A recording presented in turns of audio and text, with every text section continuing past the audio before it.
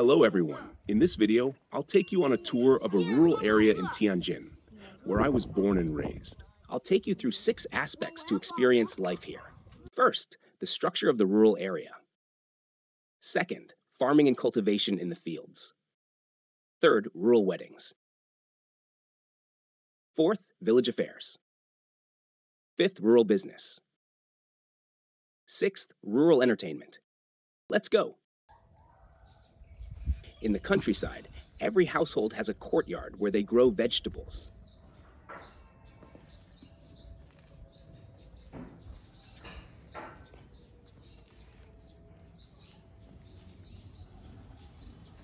They also raise a hen to provide eggs for the family.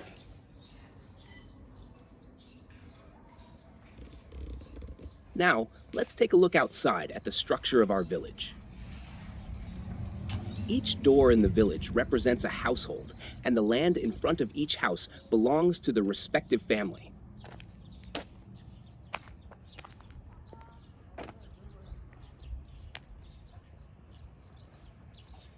This is the main road of our village, with a bus stop for buses to the county town every half hour.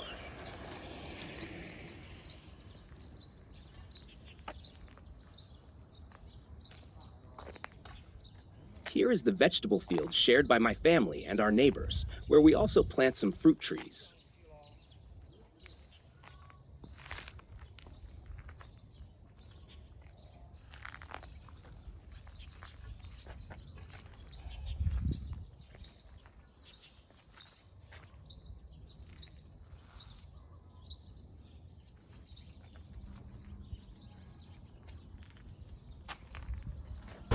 The main road is wide and paved with asphalt.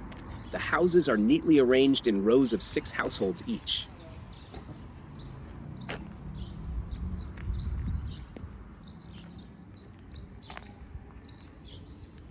This is a longitudinal alley in the village, with fruit trees planted on both sides.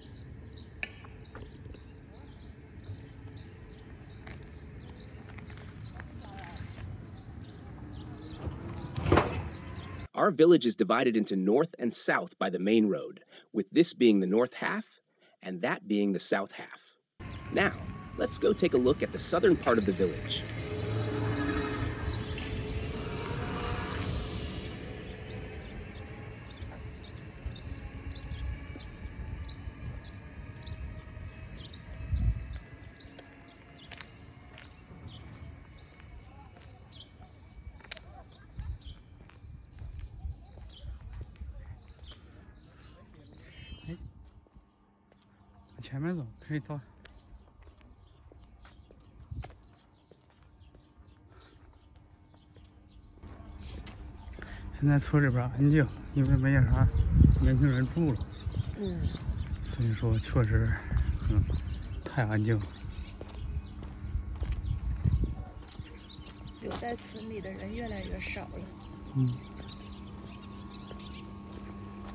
Once you cross this river, you'll reach the end of the residential area of our village, and further ahead is the farmland area.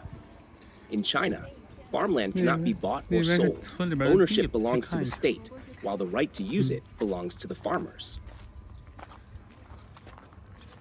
现在地里种的是麦子。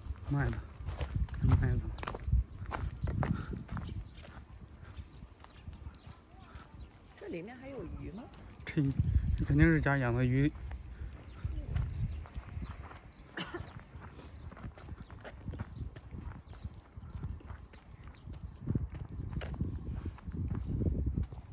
其实这里边都是种耕地。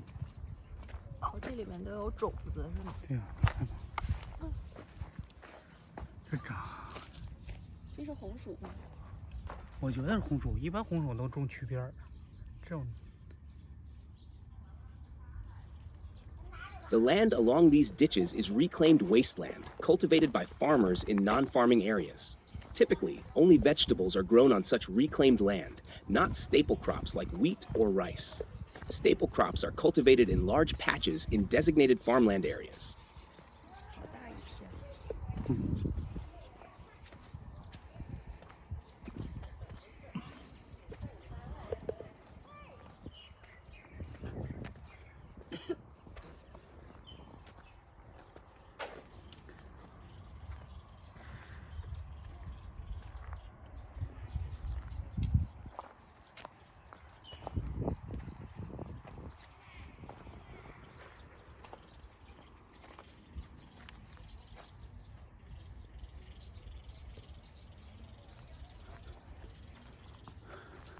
种啥呢您呢？哎，我还没认识。是呢，我感觉也是您这。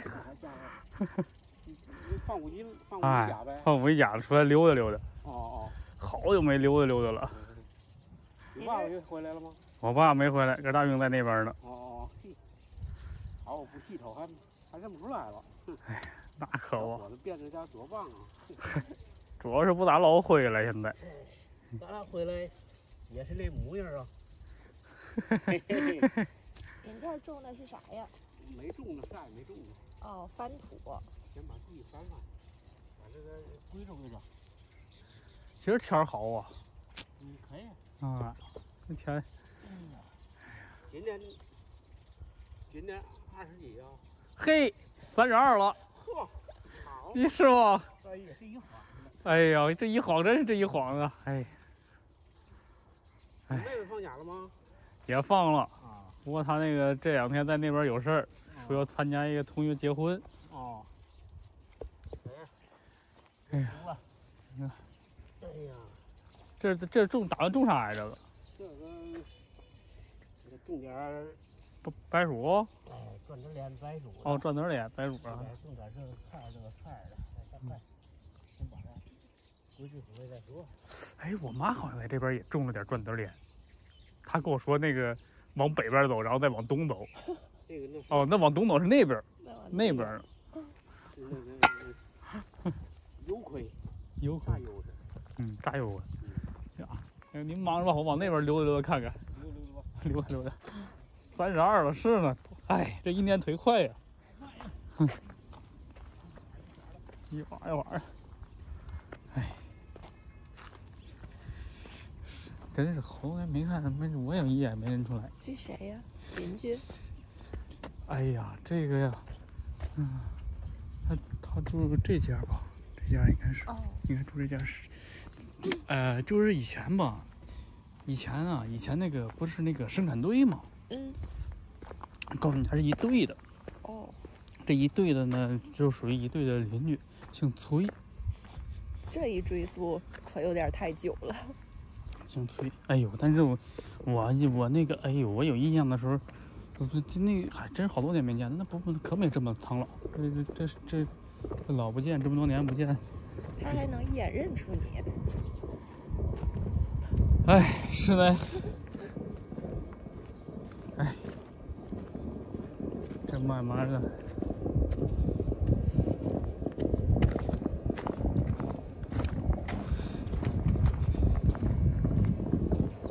哎，这一年年过得太快了。哦。这可能就是那个，我觉得啊，这应该就是那个转子莲，他们说那个，其实就是那个，葵花籽儿吧，可能有含硫量比较高的葵花籽儿。酿油时。榨油。榨油。种熟了之后，然后打籽儿之后，然后去管林木那个村儿有个榨油厂，他免费给你榨油。你只需要把榨完油剩那个油渣子给他就可以。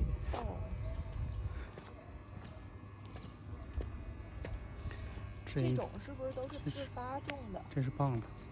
对啊，这种沿着渠的这种的，都叫开荒。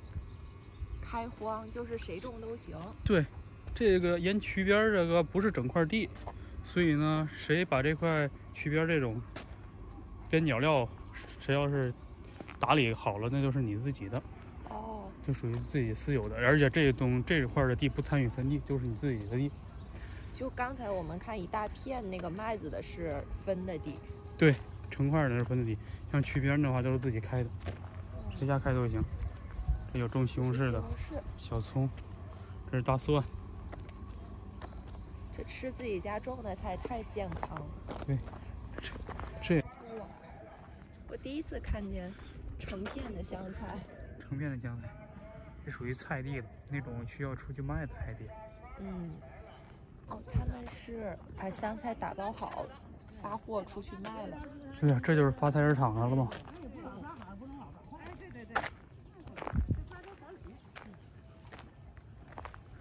然后不抓阄，你印齐的人得。对。就猎人那抓阄，把你抓乱七八糟，你说是不是啊？咱都不知道哪是哪，是吧？还你妈那样抓？浓郁的香菜味。我乱了有阄有号，这有啥乱呢？这多号，这多号是呢？找不着号啊，有啥号？那有啥可乱的？为啥抓阄啊？他那不让搁哪呢？这1、2、3、4哪一个数？哎，他们这知道是吧？下边那边是种的树了。哦。走，那我们绕回去吧。绕回去吧，一会儿可以去那地方看看。那地方看看那个农村的结婚的一个形式哦。这种5·1节假日，天气也好，结婚的多。对。是今天吗？看一下吧。这可真是能代表那个中国的一个特色，这个喜字。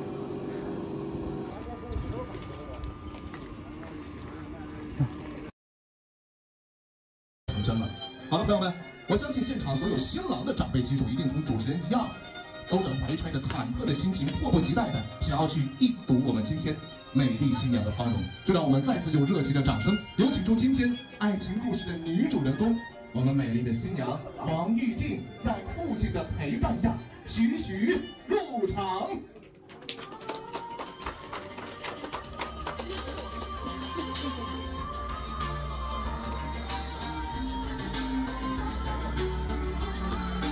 凌晨，此刻就在10几步远之处，正是你美丽的爱妻在父亲的陪伴下，守候着一份幸福的来临。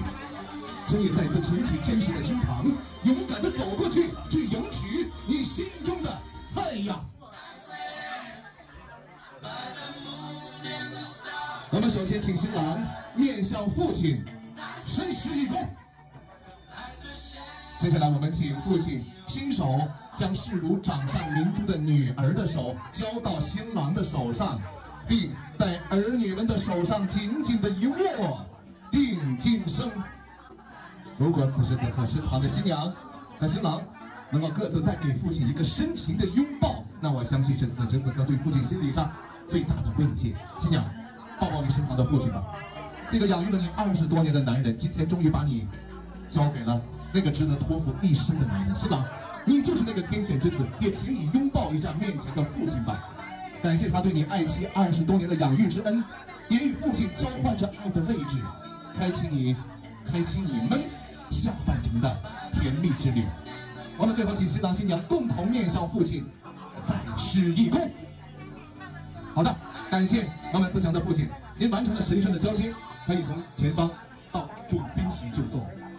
新郎新娘，请你们相对而站。刘晨，如果你真切准备好给新娘一生幸福的话，就请你用男人最经典的方式去呈上这束爱的手捧花。加油啊！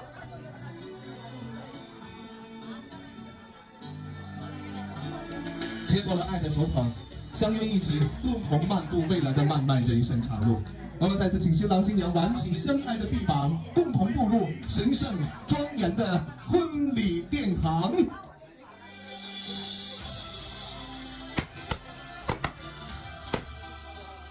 一对亲密的知心爱人，刘晨、玉静，他们走过了相识，走过了相知，走过了相恋，到今天，他们有情人终成眷属。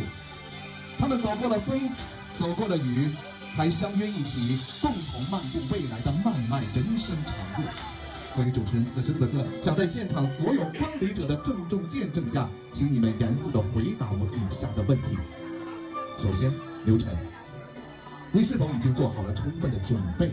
无论你面前的妻子是年轻美貌，亦或是容颜老去，你都能够如今天这般去扛她、爱她、保护她、呵护她，从而给她一生的幸福。新郎，今天我不给你话筒，但请你用最大的声量告诉我们现场所有来宾那3个字的答案，你愿意吗？我愿意。那么同样的问题，新娘，你是否也已经做好了充分的准备？无论你面前的丈夫是一生铸就辉煌，亦或是淡泊平凡，你也能够同样如今天这般信任他、维护他、呵护他、爱护他，从而去赢得你一生的幸福。新娘，今天我也不给你话筒，但请你轻轻地凑到新郎的耳边，去告诉他那3个字的答案：你愿意吗？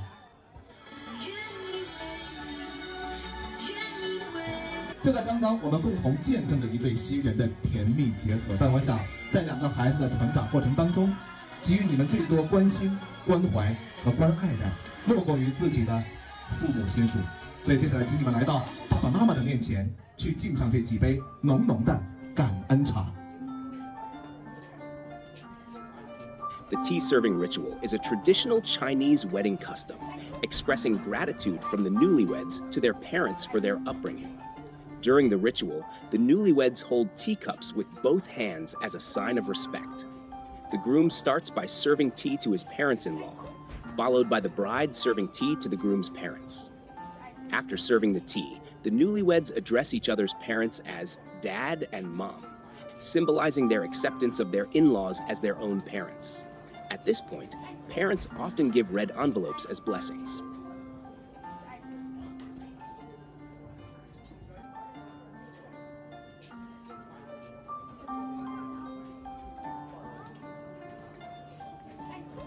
大家来，为了再次答谢父母亲，请新郎新娘回到典礼台的中央，面向父母亲行感恩行孝3鞠躬。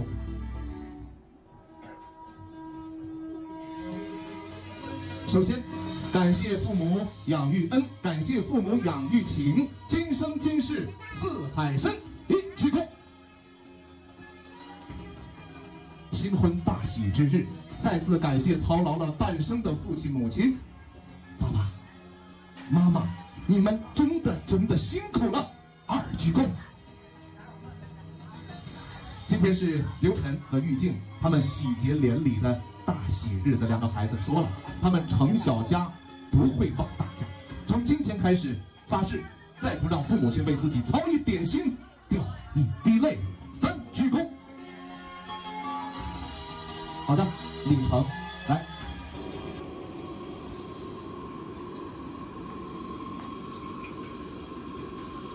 这种来参加婚礼的人，就中午在这儿吃席，要是吧？吃午饭，吃席。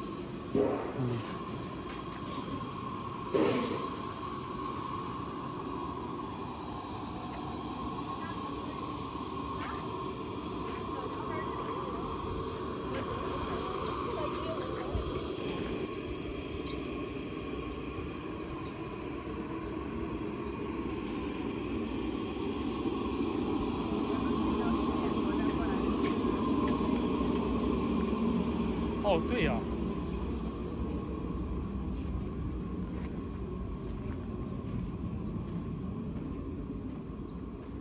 对呀。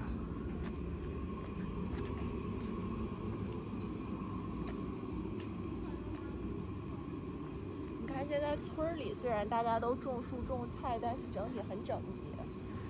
对。看见吗？这是那个两边贴的是中国的那个春联儿。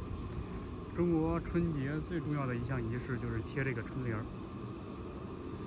这不分中国南北方差异，960万平方公里，任何一家过年的时候都会贴这个春联儿。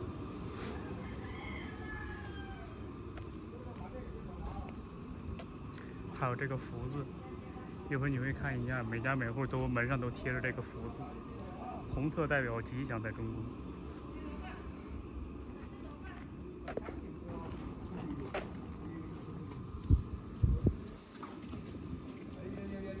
好了，可以了。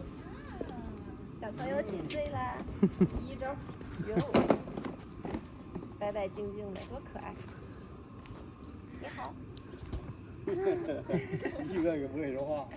During the rapid urbanization in China over the past 2 decades, there has been a significant outflow of rural population, with young people moving to cities for living or work. Now, in the villages, you can only occasionally see a few elderly people and children left behind at home. As a result, our village now appears deserted and lacks vitality. When I was young, there were over 2,000 residents here. Adults used to gather on the streets for chats, while children played together. Now there are only a few hundred people left, mostly elderly.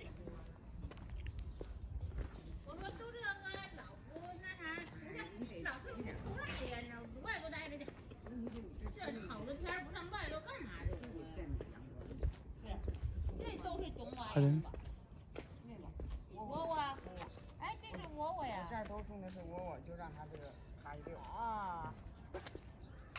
窝窝。应该往外种，这就是谁家孩子对不对？认得，懂为山的。啊哎呀！哎呀，这我他一说，我就想起来了。我都是那个五四军啊。啊，我大姨。俺妹子那个是啊。啊。你一说我这看出来了，要不咋说呢？是，好几年没回来了，出来转一转呀。那干啥去？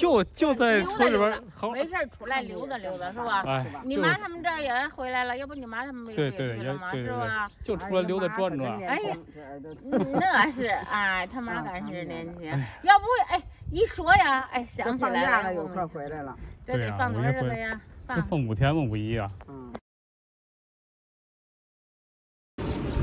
够气派的啊！气派。对呀。能进吗？能进，这村里边岂能不让进啊？已经跟我小时候完全不一样了。这个是我小时候的学校。我说看着布局很像学校。这就是小时候的学校。哦，现在成那个村里边的公共场所了。你看，这地方啊，可以打篮球。以前这个地方这几排房是我小时候的幼儿班。这个水龙头还得是我小时候那个水龙头了。所以我小时候水龙头就在这个位置。这以前。然后现在你看这个，我小时候幼儿班的这个位置，这个名字叫什么？农村厕所革命站。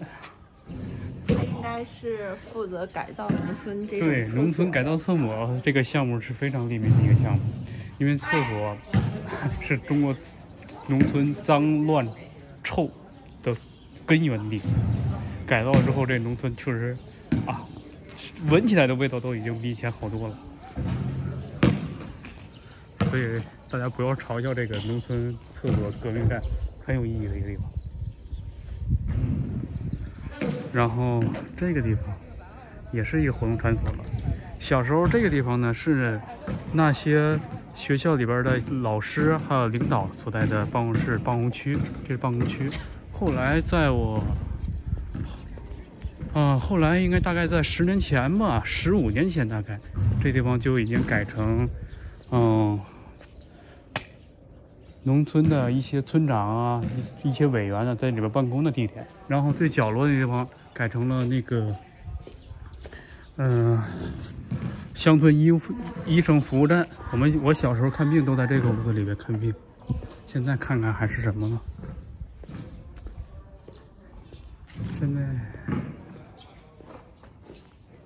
现在叫综合服务站了。啊，这是我小时候看病打针的地方。对，都变了。然后这里边相当于做的是农村的一个健身工程，对，全民健身的一小公园。晚上的话，应该会有一些人在这地方健身啊。跳广场舞啊，其实很好了。这地方，在村子的边缘，如果放一些跳广场舞的音乐，也不会扰民。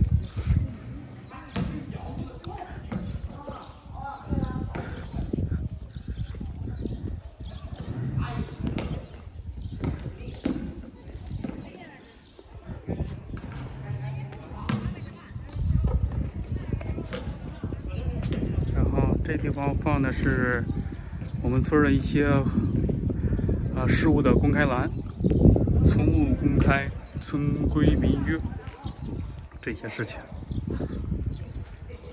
其实现在做的越来越好。这也是我们小时候升旗的地方。这个旗子在这儿矗立矗立了有多少年？25年，大概是吧。其实这个学校建校的时候，我就是第一批学生。当时我在上最开始的时候，学校不在这个地方，是在我大姨新房那个位置。像我搬过来的。对，像我表兄上学的时候就在那个我大姨他们新房那位置，那是个老学校，后来拆了。拆了之后这里建的新学校，我就是这里边来的第一批学生。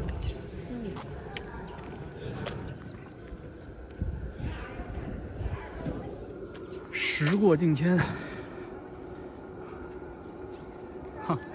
这个呢，这个是那个村里边的广播站，村里边有什么事情呢，都通过这个大喇叭进行广播出去，通知村民各种信息，包括什么哪个街道啊今天有卖肉的，以及村民需要上这个村办公处提交一些什么资料，都是通过这个来信息公开出去的。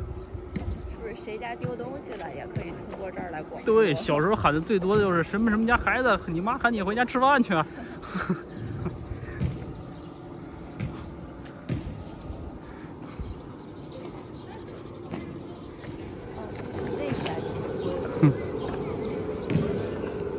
今天这个黄道吉日，村里就有2户结婚的了。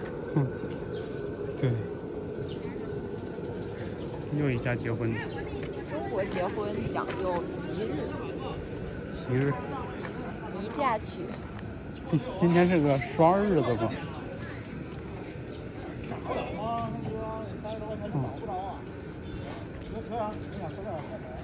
这家比较简单。对，这家没有那家好看。可能是女方家吧。其实这些人我都看着面熟，其实我应都看面熟，只不过好多年没见了，有的变老了，有的变胖了。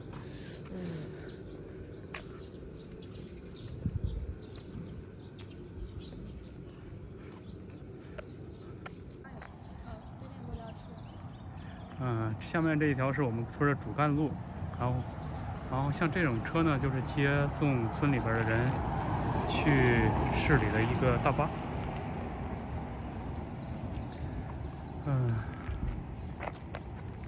其实，在主干路上大家可以看一下，这个村里边这些房子啊，都是有2个门的，一个大门，大门咱们这村里边也叫做什么？也叫前门。也叫前门。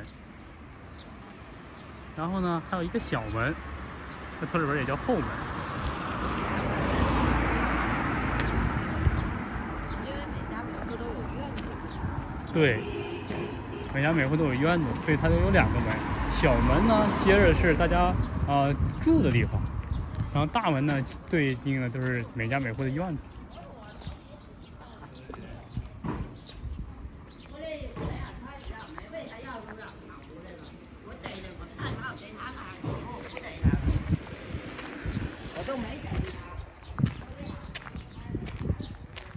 主干路上过的车就比较多了，因为这主干路呢是贯穿我们村的，还会连接一下其他村落。对，连接其他村落，就属于交通要道了。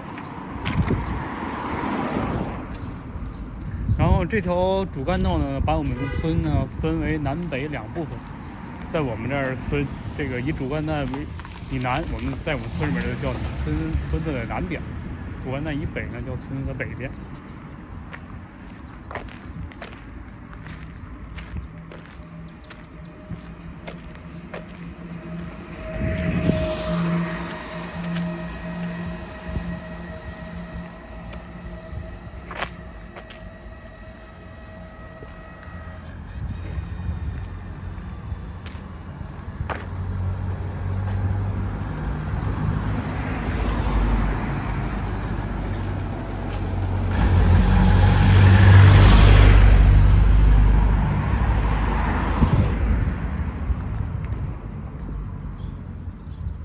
在村子里边行走，要比城市里边其实走路更有安全感。虽然它没有红绿灯，但是它有人行道。我们可以走在这些土路上，车绝对不会干扰到你。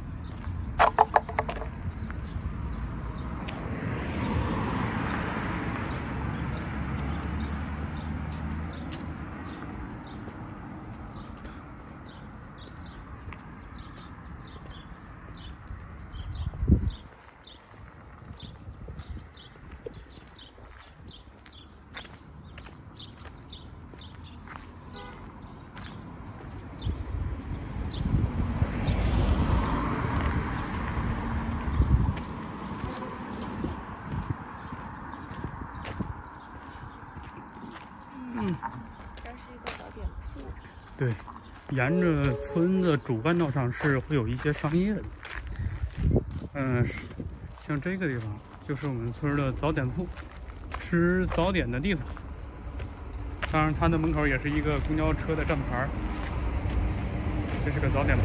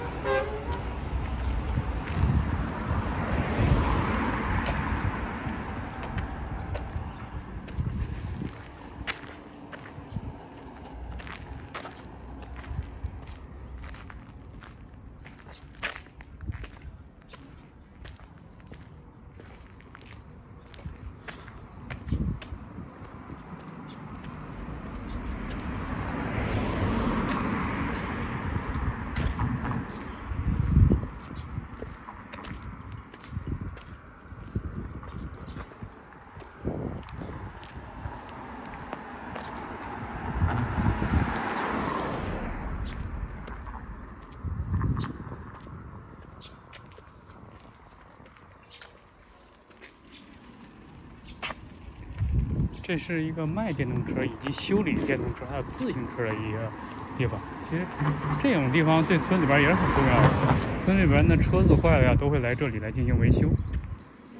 一般这种店都在主干道上。对，商业嘛，都是在主干道上。然后像这个地方前面这个超市，其实在我们这儿也叫小卖铺。这个家店从我没出生就开了。这30几年了吧，然后进去看看。哦，坐单超市，买个雪糕。去买个雪糕，放心，手机给我。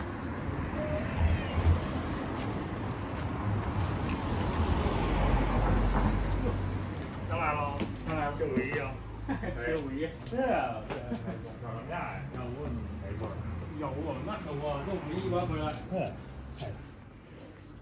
买个奶糕在哪儿呢？奶糕这啥？这是它。我给你拿个小去那个菜桶。好。嗯。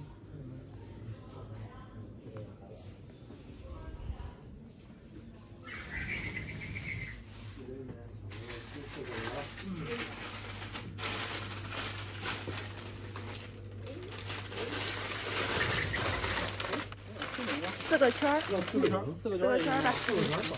嗯，行。再来一个吧。然后再转着头，还有别的。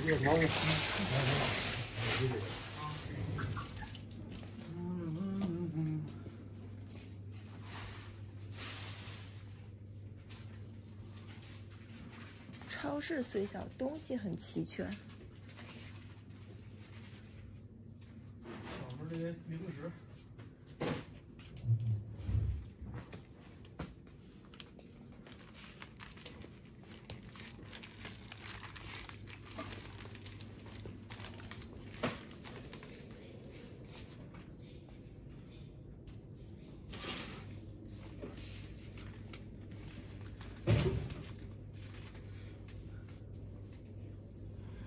这小孩儿冰糖、茉莉花，熟悉不？太熟悉了。想吃了。还有啥想吃的不？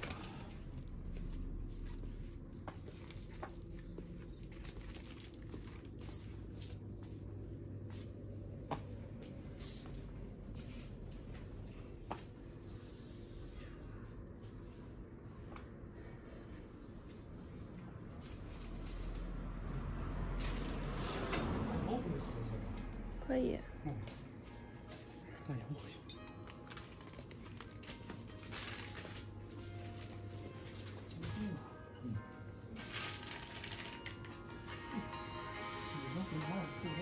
多大？刷抖音这谈到，没有孩子听这玩意儿，没有这，也就1块钱。哎，多少钱？7块一部，3块4块。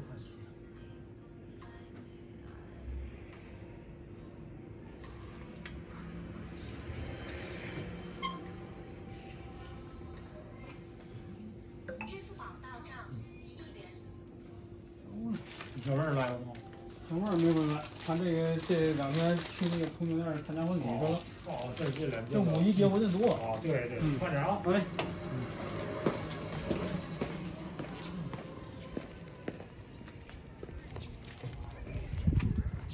其实有时候还挺看菜的，我看真是。小时候一直在这儿买东西的小卖铺，真是如果哪天他要是不在了。这感觉就真不一样了。从我出生他就在这儿。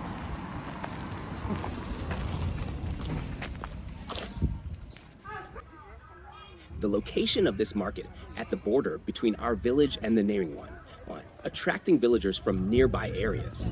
The market opens on every even-numbered day of the Chinese lunar calendar.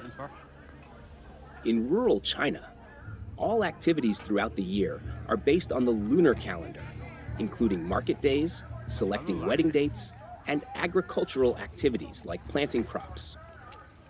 Consequently, the dates mentioned in daily conversations here follow the Chinese calendar, which is approximately a month out of sync with the internationally recognized Gregorian calendar. However, those of us who work in the cities typically use the Gregorian calendar, so sometimes when communicating with our parents, we need to convert the dates. The items sold at this market are mostly essential goods for rural life, such as vegetable seeds or seedlings, as well as some agricultural tools and daily necessities.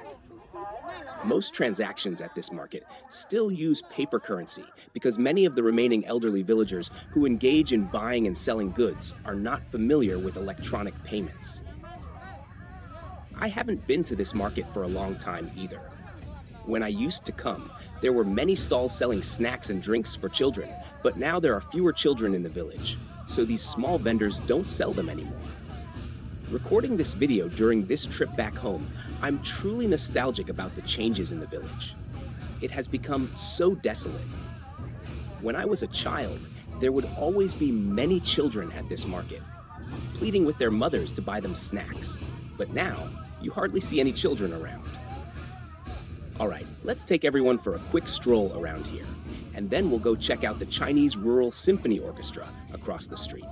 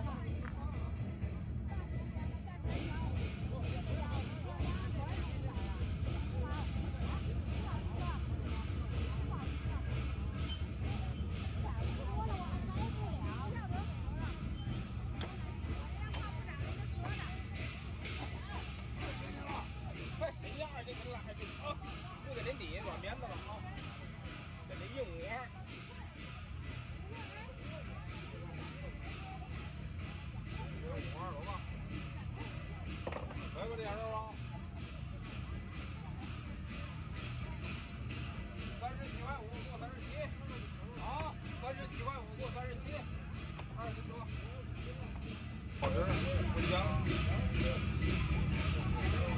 这紧面肉是白块，没有肥块的肉。是有肥块的吗？都是打药的。当然，我学着了呢。我在这儿卖个甜点呢。啊？您这边？我在这儿卖甜点。不是我买的东西从很多人拿去的。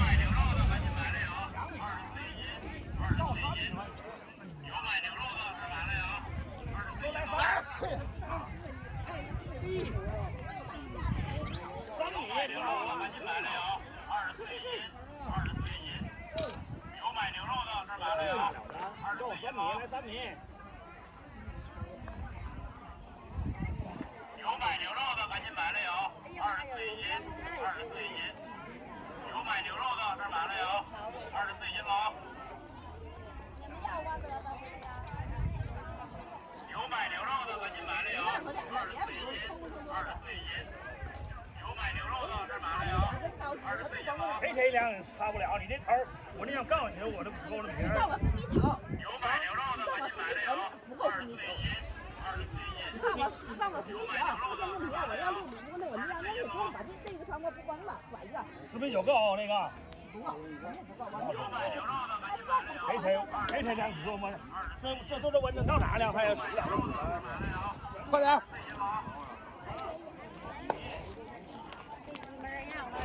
有买牛肉的赶紧买了有，24一斤。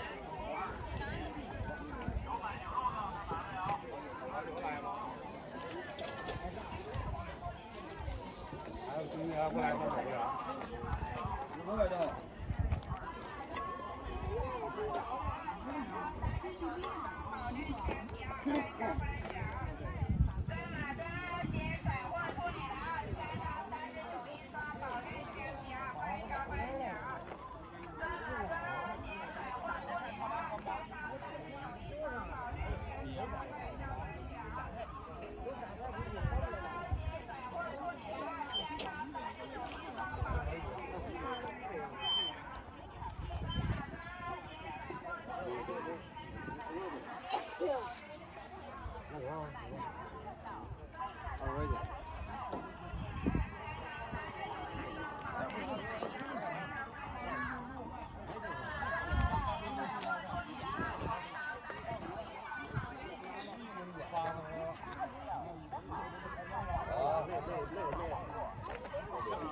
包1万多，哎，包点就包点的，是吧？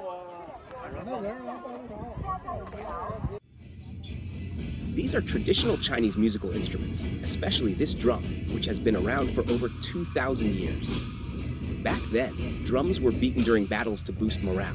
The louder the drum, the higher the morale. Therefore, the rhythm of the drum beat must be stirring. All right, everyone, let's enjoy some Chinese-style symphonic music.